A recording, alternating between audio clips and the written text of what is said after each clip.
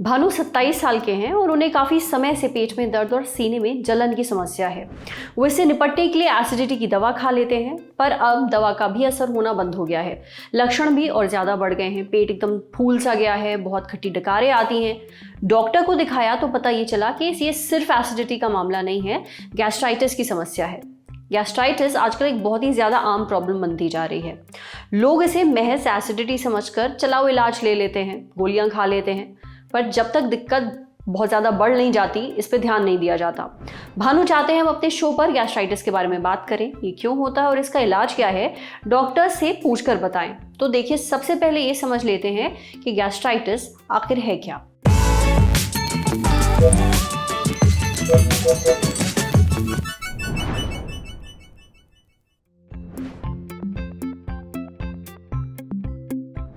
Gastritis एक simple शब्दों में कहे तो गैस्ट्राइटिस का मतलब होता है पेट में सूजन। जो इसलिए एक समस्याओं का एक ऐसा समूह है जिसमें पेट की जो अंदर की परत है वो कमजोर हो जाती है, और पेट की परत अंदर कमजोर होने की वजह से जो हमारे पेट में एसिड और बाकी अन्य पदार्थ जो पेट में बनते हैं वो अंदर पेट में सूजन कर देते हैं, और इस वजह से सारी प्रॉब्लम्स गैस्ट्राइटिस की शुरू होती है।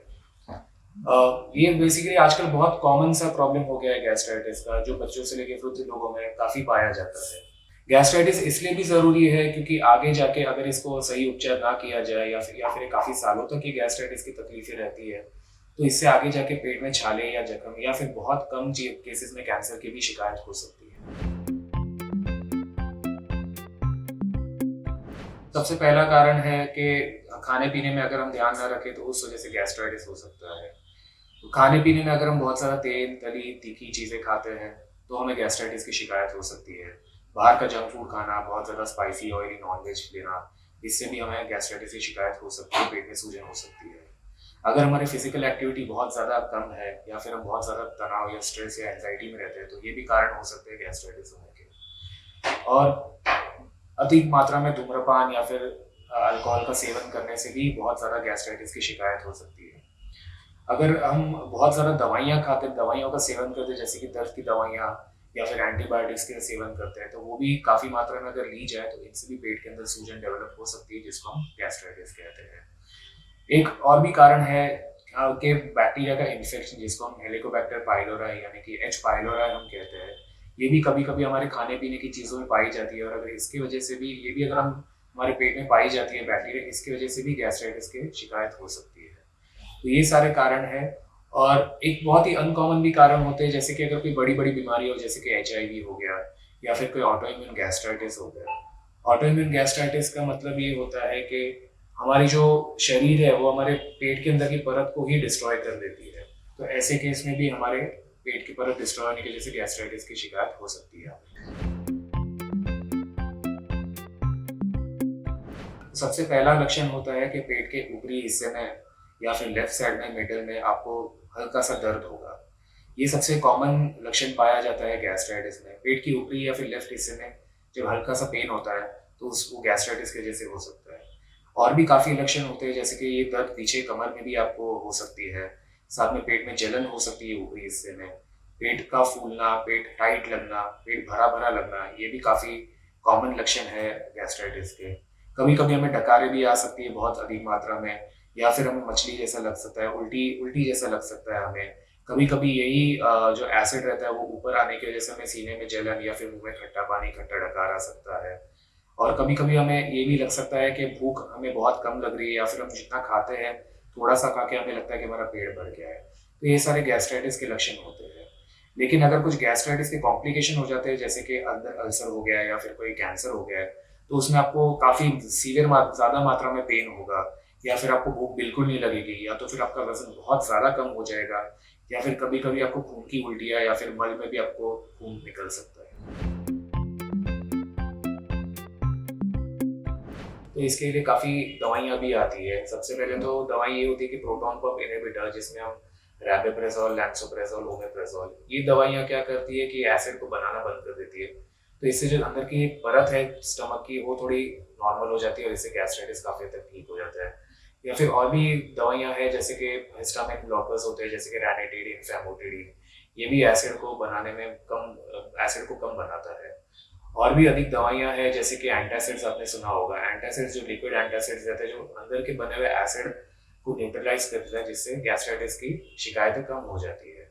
और इसके बाद भी अगर आपको बहुत कुछ तकलीफें होती है या फिर कोई गैस्ट्राइटिस संबंधित कोई कॉम्प्लिकेशंस होती है, तो आपको अपने नियरेस्ट डॉक्टर से सलाह मशवरा करना चाहिए। गैस्ट्राइटिस का इलाज अगर सही समय पर ना किया जाए तो अल्सर और यहाँ तक कि कैंसर तक हो सकता है। इसलिए अगर बताए गए लक्षण आपको महसूस हो रहे हैं तो केवल एसिडिटी की गोली मत लीजिए, डॉक्टर को जरूर दिखाइए। अब बढ़ते हैं सेहत के अगले सेगमेंट की तरफ, तन की बात। जानिए सब कुछ ट्राई करने के बाद भी अगर आपकी स्किन ड्राई रहती है तो ऐसा क्यों है।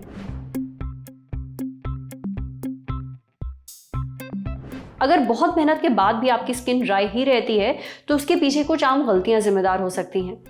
डॉक्टर रश्मि शर्मा बताती हैं कि अगर आप सही फेस वॉश इस्तेमाल नहीं कर रहे हैं तो आपकी स्किन ड्राई हो सकती है। सही फेस वॉश का मतलब है आपके स्किन टाइप को जो सूट करता है फेस वॉश, आप वो इस्तेमाल नहीं कर रहे, या फिर बहुत ज़्यादा हार्ड साबुन इस्तेमाल कर रहे हैं। ऐसा करने पर भी आपकी स्किन ड्राई होती है। आपकी स्किन किसी ऐसी चीज़ के संपर्क में आ रही है जिससे स्किन को नुकसान पहुंच रहा है।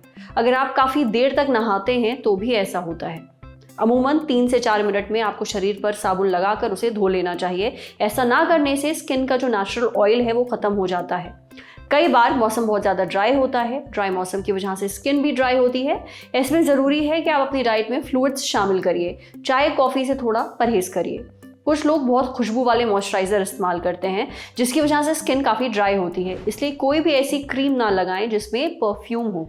साथ ही अपनी डाइट में भी एंटीऑक्सीडेंट्स शामिल करिए, यानी वो चीज़ें शामिल करिए जिनमें एंटीऑक्सीडेंट्स हो। इससे भी आपकी स्किन हेल्दी रहेगी।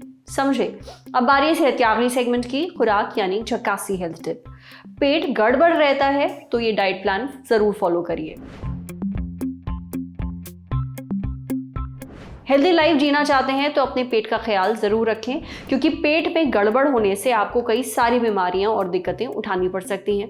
अब ऐसे में आपके लिए डॉक्टर रोहिणी पाटिल की किताब द लाइफस्टाइल डाइट का एक डाइट प्लान बेहद मददगार साबित हो सकता है। डॉक्टर रोहिणी बताती हैं कि सुबह उठने के बाद आप 1 गिलास पानी में 1 चम्मच हल्दी, आधा चम्मच सेब का सिरका मिलाकर पीजिए। इसके बाद नाश्ते में आप 1 कप कोकोनट कॉफ़ी और 8 भीगे हुए बादाम लीजिए। दोपहर के खाने में, लंच में 1 कटोरी कीनवा जो कि 4 से 5 घंटे के लिए भिगाया गया हो, और साथ में ले कोई भी पकी हुई सब्जी और रायता। डिनर सोने से कम आप 3 से 4 घंटे पहले कर लीजिए, और डिनर में आप 1 कटोरी लाल या काले चावल के साथ सादी दाल या फिर ब्रोकली और रायता लीजिए। आज से पर इतना ही। अगर आप एक डॉक्टर हैं, हमसे कुछ शेयर करना चाहते हैं तो जो ईमेल आईडी इस वक्त आपको अपनी स्क्रीन पर दिख रही है उस पर हमें एक मेल भेज दीजिए। जाते जाते एक ज़रूरी सूचना अब आपको बता दें, ललन टॉप प्रीमियम यानी ललन टॉप का मेंबरशिप प्रोग्राम आ गया है नए फायदों के साथ। इस प्रोग्राम में है नए शोज। LT प्रीमियम मेंबर्स किसी भी प्लेटफॉर्म से 3 दिन पहले ही देख सकेंगे guest in the news room, बैठकी और किताब वाला जैसे शोज।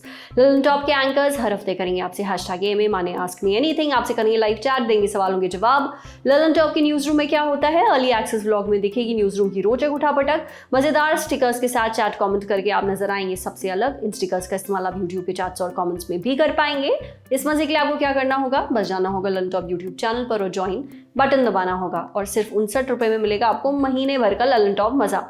तो सब्सक्राइब करिए अभी। सूचना समाप्त। शुक्रिया।